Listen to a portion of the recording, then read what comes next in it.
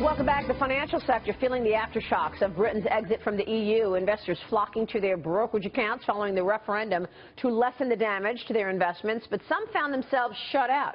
Joining me right now over the phone is the president and CEO of TD Ameritrade, Fred Tomczyk. Fred, it's good to have you on the program. Welcome. Thank you. Good morning, Maria. What kind of activity have you been seeing from the investor community out there on the heels of what took place in Britain last week? Well, certainly on the market open, we saw unprecedented activity into people's accounts. A lot of people checking in just to seeing what's happened with the markets and with their positions. Just to give you one piece of data, August 24th of last year was the busiest trading day we've ever had in our history. And yesterday, in the first hour, we saw volumes that were in excess of that, in some cases 50% greater than that. But the markets did settle down after the first hour and seemed to catch their feet underneath them.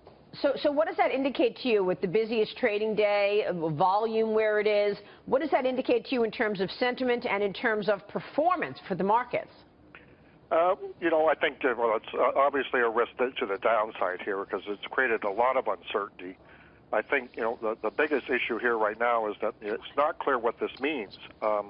And I think when you work through these kinds of events, that was clearly a surprise. And I think we all have to remember that going into the vote, the markets were rising, expecting a stay vote, and unfortunately, it went the other way. So the markets were totally caught off guard. But I think the risk-off trade is on right now.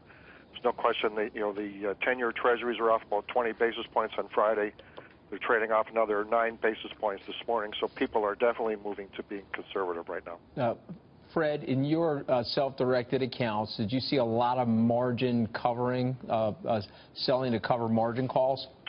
No, we didn't, because our investors are pretty savvy, and the people that use margin are pretty savvy. Our margin loans went up going into the vote, and then they took a lot off. And we were well prepared. We had increased certain margin requirements and reduced leverage, particularly on the currency trades. And I think we all have to remember that in the U.S. market, where the bulk of the investments are for our investors, the reality is the market rose going into the vote and then came back to where it was. So it really wasn't much of a move. The U.S. market was really only down 3%. I think the bigger impact was in financials, where the U.S. financials were off 2 to 3 times that amount. But if you look at the UK banks and the British banks, basically were off 20% or more. So what about that, Fred, for your own business? I mean, do you have to do anything different once the UK does free itself from the EU in terms of operating in London, for example? Would you be poised to make any changes to the business given the UK exiting from the EU? Well, we really don't operate in the UK, two or three years ago, when certain regulatory rules were changed in the UK, basically we shut down most of our accounts there or sold them off. So really, there's not much of a change from our perspective.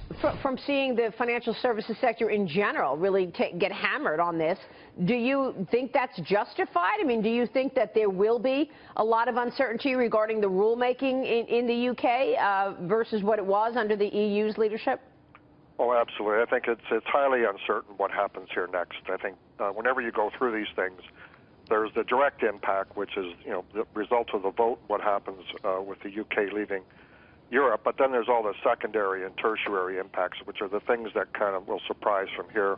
What does it mean for Scotland and Northern Ireland? What does it mean for the banks? What does it mean for the EU? The rise of nationalist parties, all those types of things basically are going to create uncertainty here for a prolonged period of time. And Fred, real quick, what are you going to be looking at to get a feeling that things are beginning to stabilize? What's the catalyst or event that you will be looking at most closely? Well, I think in general right now, I mean, we'll continue to look at the markets and the 10-year Treasury rates as indicative of where the market's attitude really is. We do watch the VIX and we watch intraday volatility. Those are the 3 or 4 things that we'll watch. I would expect trading to move around here for the next 3 to 5 days to settle down, and then I think we'll go into a pattern. But, in a world of low growth and lots of monetary stimulus, I think we should expect these bouts of volatility every once in a while. Sure. Fred, good to have you. Thanks so much. Okay, thank you. Fred Tomczyk, TD Ameritrade